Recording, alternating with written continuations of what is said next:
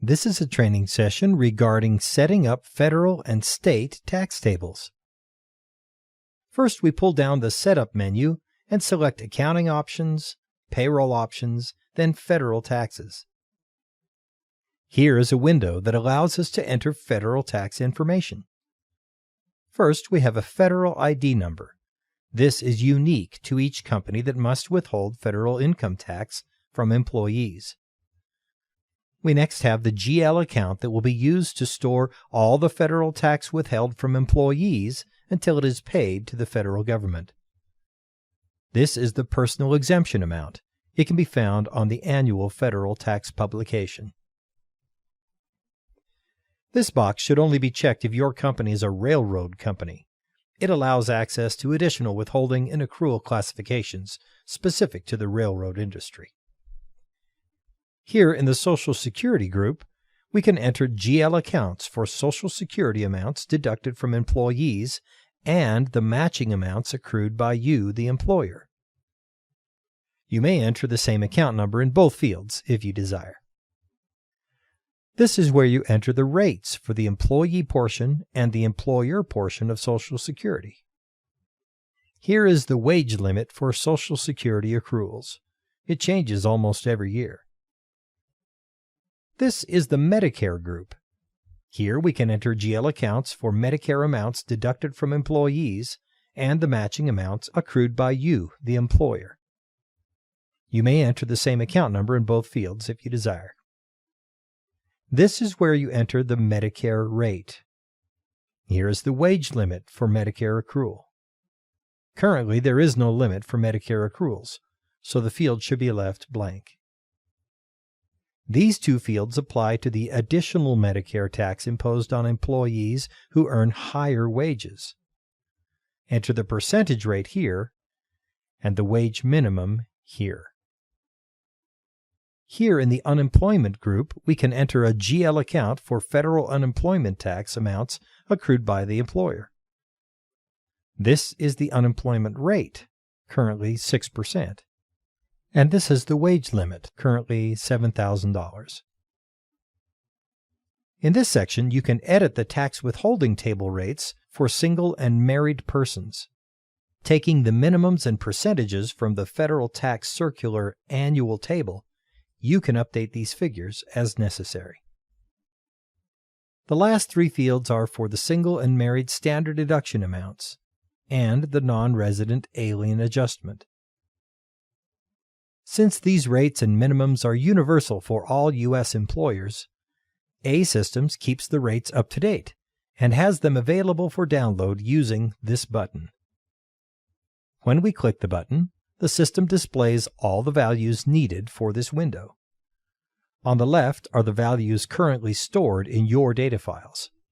On the right are the values updated by A-Systems. If any of your settings are incorrect, they will show up in red. To apply the updated values, just click the Proceed button. Your values are updated accordingly. Now we'll save our entries by clicking OK. Next, we'll pull down the Setup menu again and select Accounting Options, Payroll Options, and State and Local Taxes. Here we can enter tax table and accrual information for as many states as we need. For example, we are going to edit the state of Oklahoma. First, we can pick from a list of state IDs, and the correct state name will be displayed. We can now enter our company's state tax ID. Here we indicate whether this state requires employers to withhold income tax. There are some states in the Union that do not require withholding of income taxes. If this box is not checked, many of the options below will be disabled. But if it is checked, we will need to set up our tax table information. First, we specify a general ledger withholding account. This account will be used to hold all the withheld Oklahoma state taxes until they are paid to the state. We next indicate whether the tax calculation rate is based on the employee's gross wage or their federal tax withholding amount. We then indicate whether standard deductions are calculated as a flat dollar amount or as a percentage of the person's gross pay. Different states allow different methods. We next indicate whether exemption amounts are subtracted from the person's gross pay before tax is calculated or from the amount of tax after the tax has been calculated. We then have a few checkboxes here at the bottom. One of them indicates whether the system will deduct federal tax before using our tax calculation tables to calculate the state tax.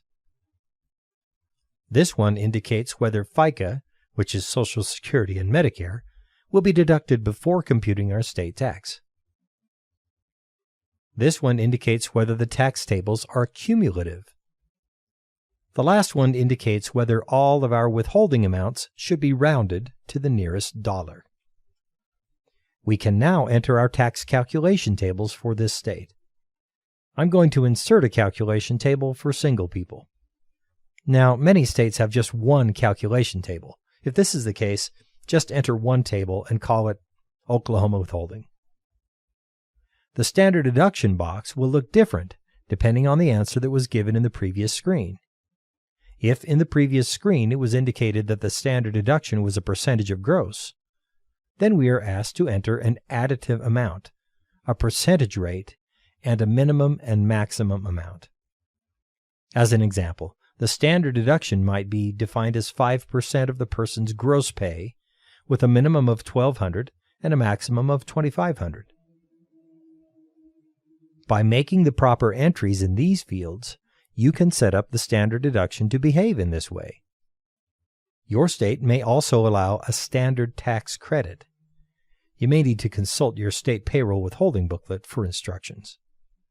If in the prior screen standard deductions were defined as a flat dollar amount, this window will only ask for the amount of the deduction and the standard tax credit. On the right-hand side, we enter the amounts of the personal exemptions. In most states, if there is a personal exemption amount, it's the same amount for all exemptions. In some states, however, the first exemption has a different value than the second exemption, and sometimes the third and additional exemptions as well. Now we'll click the Tax Calculation Table tab and enter our progressive tax rates for this tax table. Just like we saw in the federal table setup, the tax table can have one or more levels. Enter the minimum amount and the tax rate for each step of the tax table. If the table is just a flat rate, such as 3%, just enter one line item in the table with a minimum of 0 and a tax rate of 3%. We'll click OK for this tax table and move on to the second tab, which is called Unemployment and Disability. In this tab, we can enter state unemployment insurance information. The first field asks for a federal unemployment credit. Federal law mandates that employers must pay 6% of an employee's wage to provide unemployment benefits to employees who are out of work. That 6% was entered earlier in the federal setup window. Traditionally, every state has been able to subtract 5.4 from that percentage, leaving only 0.6% that must be accrued and sent to the federal government. This 5.4% federal unemployment credit is stored in the software and can be entered here. In recent years, some states have lost the ability to claim this full 5.4% reduction.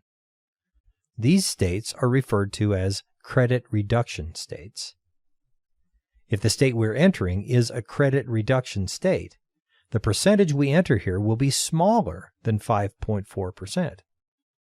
Consult the documentation for the Federal 940 form to see if your state is a credit reduction state, and enter the appropriate federal unemployment credit here. Next, we enter a GL account number for the amount accrued by the employer. In cases where there is an employee-paid portion of state unemployment, you'll need to provide an account number here as well. Now we'll enter the percentage rate and wage limit for the employer and employee-paid portions of state unemployment. In the right-hand box, we can set up disability insurance. This insurance is specific to California and a few other states. We can enter the GL account number, the wage limit, and the percentage rate for disability insurance. On the Workers' Compensation tab, we are able to enter information about different workers' comp rates that we are charged in this state. First, we enter the employer and employee general ledger accounts. In most cases, there will be no employee-paid portion. We can then enter a wage limit. Once a person's annual earnings go beyond this limit, workers' comp stops calculating for that employee. We can now specify a calculation method. In many states, workers' comp is calculated by multiplying the rate times the employer's entire gross wage. If this is the case, select the first radio button. In some cases, overtime pay is excluded by multiplying the total number of hours worked times the regular rate to arrive at an adjusted gross amount. Therefore, the premium portion of the pay is excluded from the gross before calculation of workers' comp. This is method 2. The third method excludes overtime hours altogether by taking only the regular hours times the regular rate to arrive at an adjusted gross for calculation of workers' comp. The fourth method is workers' comp that is based on a dollar amount per hour instead of a percentage of the person's gross. There are also some states, including Oregon, that require an additional hourly workers' comp to be calculated. This can be accessed through the button at the bottom of the screen. Once these general setup items have been completed, we can enter rates for specific workers' compensation craft codes. The workers' comp craft codes should have been entered previously through the payroll system. When we click the Insert button to add a new rate, the system will bring up this window where we can select from previously entered workers' comp craft codes. We can enter the Oklahoma code number for this craft here. In the system, we are allowed to specify our own coding scheme for the workers' comp craft codes. However, each workers' comp insurance company has their own number for each of these different rates, so we've allowed for the entry of the insurance company's code number here. We can then enter the employer-paid rate and, optionally, the employee-paid rate for this craft. We can enter as many different rates as we have authorization to use from our insurance company. Now let's move on to the General Liability tab. This tab is identical to the Workers' Compensation tab, so we won't describe it here. But General Liability insurance works the same as the Workers' Compensation insurance. We now move to the Local tab. For all states we enter, we have the ability to enter tables for local taxation. We create a locality by clicking the Insert button and entering an ID number for the locality. For example, if there were local taxes calculated in Oklahoma, I might type in TUL for Tulsa. I'll enter Tulsa as the locality name and give it an identification number. Now we can enter the GL account to which this local tax will be withheld. We can also indicate whether or not this table is cumulative. In most cases, it will be. Now we indicate what the local tax is based on. It can be based either on the person's gross pay, the calculated federal withholding, or the calculated state withholding. We also have an optional checkbox, which we use on rare occasions when the person having local taxes withheld indicates that we are not to withhold any state taxes. On the right-hand side, we can now enter the tax withholding table rate, or rates. We can now save our new locality, and all Oklahoma localities will be shown in the list box. After timesheets have been posted and paychecks generated, you will at some point be responsible for paying the withheld state taxes and accrued liabilities to state and local government entities. This is usually accomplished by creating accounts payable invoices that relieve the appropriate accrual accounts and pay the proper authorities. The system can generate these invoices automatically during timesheet posting. All you have to do is go to this tab and specify which vendor and accounts payable invoice batch will be used for creating these invoices for state tax withheld and workers' comp, general liability, unemployment, and SDI amounts withheld and accrued. At this point, we can close the Payroll Options window for state and local tax setup. And this concludes this payroll setup